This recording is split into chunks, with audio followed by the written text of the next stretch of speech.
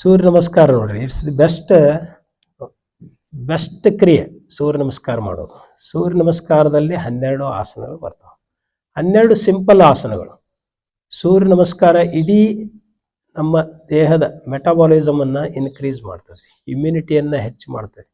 ನೀವು ಕೇವಲ ಸೂರ್ಯ ನಮಸ್ಕಾರ ಪ್ರತಿದಿನ 108 ಸಾರಿ ಸರಿಯಾಗಿ ಉಸಿರಾಟದಕ್ಕೆ ಸೂರ್ಯ ನಮಸ್ಕಾರಕ್ಕೆ ನಿಮಗೆಲ್ಲ ಹೇಳಿದ್ದೀನಿ ನಾನು. ಉಸಿರನ್ನು ಯಾವಾಗ ತಗೋಬೇಕು, ಯಾವಾಗ ಬಿಡಬೇಕು, ಮಂತ್ರ ಸಹಿತ ಆ ರೀತಿ ಮಾಡ್ತಾ ಹೋದ್ರಿ ಪ್ರತಿದಿನ 108 ಸಾರಿ ನೀವು ಸರಿಯಾಗಿ ಸೂರ್ಯ ನಮಸ್ಕಾರ ಮಾಡಿದ್ರೆ ನಿಮ್ಮ ಬ್ಲಡ್ ಪ್ರೆಷರು ನಾರ್ಮಲ್ ಆಗ್ತದೆ. ಇದು 100%. ಇದನ್ನು ನಮ್ಮ ವೆಸ್ಟರ್ನ್ ಕಂಟ್ರಿಯವರು ಇದರ ಮೇಲೆ ರಿಸರ್ಚ್ ಮಾಡಿ ಹೇಳ್ಯಾರಿ.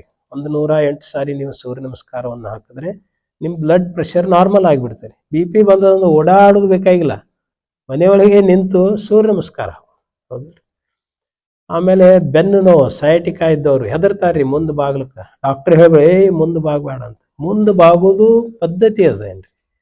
Lower back S1 S2 S3 ಇವೇನದಾವಲ್ಲ ಇವನ್ನ ಸ್ಟ್ರೇಟ್ ಇಟ್ಕೊಂಡು ಬಾಗಿದ್ರೆ ಎಂಥ ಸಯಾಟಿಕೆ ಇದ್ರೂ ಬಾಗಿ ತೋರಿಸ್ತೀನಿ.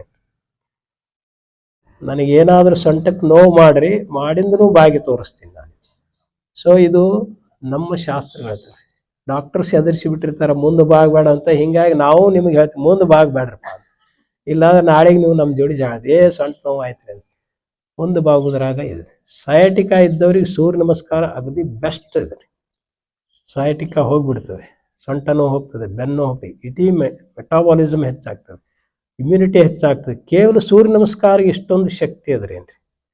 ಉಸಿರಾಟ ಸರಿಯಾಗಿ ಆಗೋದ್ರಿಂದ ಮನಸ್ಸು ಸ್ಥಿರವಾಗ್ತದೆ ಏನ್ರಿ, ಮನಸ್ಸು ಶಾಂತವಾಗ್ತದೆ, ರಕ್ತ ಪರಿಚಲನೆ ಆಗ್ತದೆ, ಇಡೀ ಬಾಡಿಯಲ್ಲಿ ರಕ್ತ ಪರಿಚಲನೆ ಆಗ್ತದೆ, ಆಕ್ಸಿಜನ್ ಪ್ರಮಾಣ ಹೆಚ್ಚಾಗ್ತದೆ. ಇನ್ನೂ ಏನಾಗ್ಬೇಕು ಹೇಳ್ರಿ.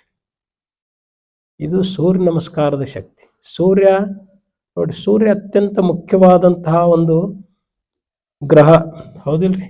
ಅಕಸ್ಮಾತ್ ಈಗ ಬಿಜಾಪುರದಾಗ ಒಂದು 8-10 ದಿವಸ ಮಳೆ ಮೋಡ ಆಯ್ತ್ರಿ ಏನ್ರಿ, ಸೂರ್ಯನನ್ನು ಯಾವಾಗ ನೋಡ್ಲಿ ಅಂತ ಏನ್ರಿ. 18 ವರ್ಷದ ಯುವಕರು ಹೇಗೆ ಲವ್ ಮಾಡಿರ್ತಾರೆ, ಆಕಿನ ಮುಖ ಇವ ಯಾವಾಗ ನೋಡ್ಲಿ, ಇವನ ಮುಖ ಆಕಿ ಯಾವಾಗ ನೋಡ್ಲಿ ಅಂತಿರ್ತಾರಲ್ರಿ. ಹಾಗಾಗಿಬಿಟ್ಟಿತ್ತು ನಮ್ಮ ಪರಿಸ್ಥಿತಿ. ಯಾವಾಗ ಸೂರ್ಯನ ನೋಡ್ಲಿಪ್ಪ, ಯಾವಾಗ ಕಾಣಿಸ್ತಾನ ನನಗ ಅಂತ ಅಷ್ಟೊಂದು ಆತರ ಇತ್ತು.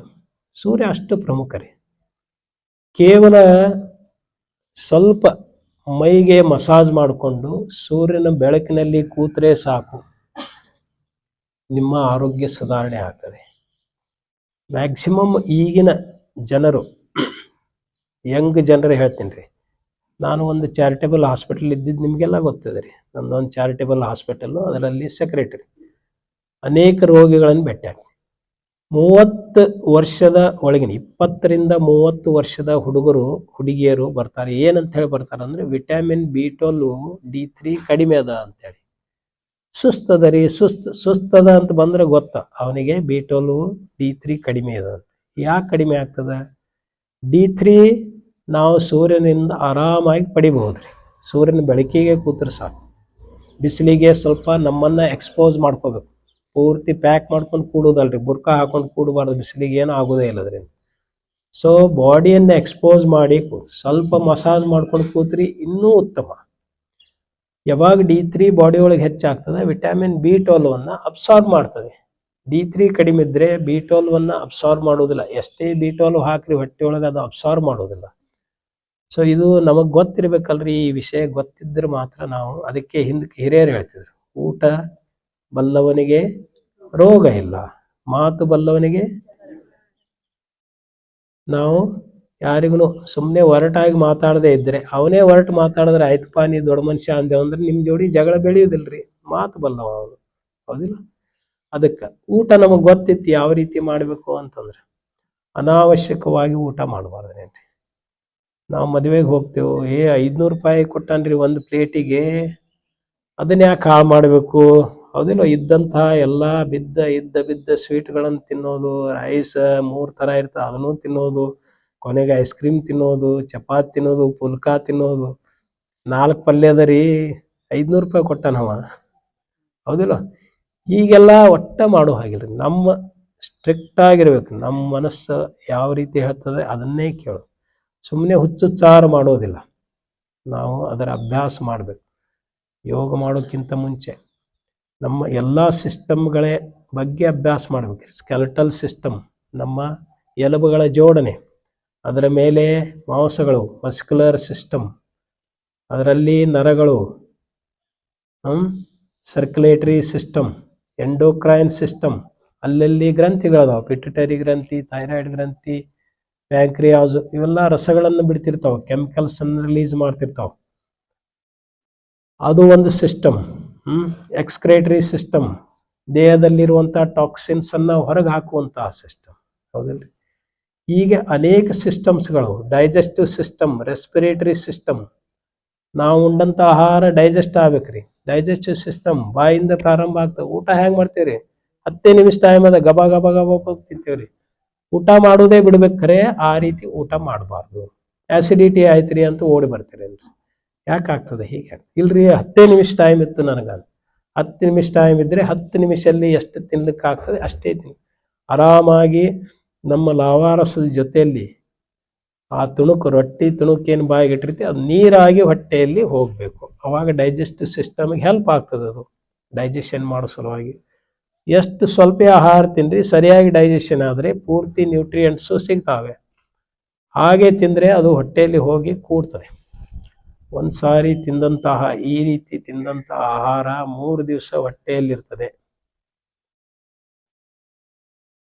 ಹೌದಿಲ್ರಿ? ಹೀಗೆ ನಾರಿನ ಪದಾರ್ಥ ನಾವ್ಯಾಕೆ ತಿಂತೇವ್ರಿ? ಯಾವುದು ಡೈಜೆಷನ್ ಆಗೋದಿಲ್ಲೋ ಹೊಟ್ಟೆ ಅದನ್ನು ಹೊರಗೆ ಹಾಕ್ತದೆ. ನಾರು ಡೈಜೆಷನ್ ಆಗೋದಿಲ್ಲ, ಅದನ್ನು ಹೊರಗೆ ಹಾಕ್ತದೆ. ಅದ್ರ ಜೊತೆಯಲ್ಲಿ ಕಲ್ಮಶ ಎಲ್ಲ ಹೊರಗೆ ಹೋಗ್ತದೆ.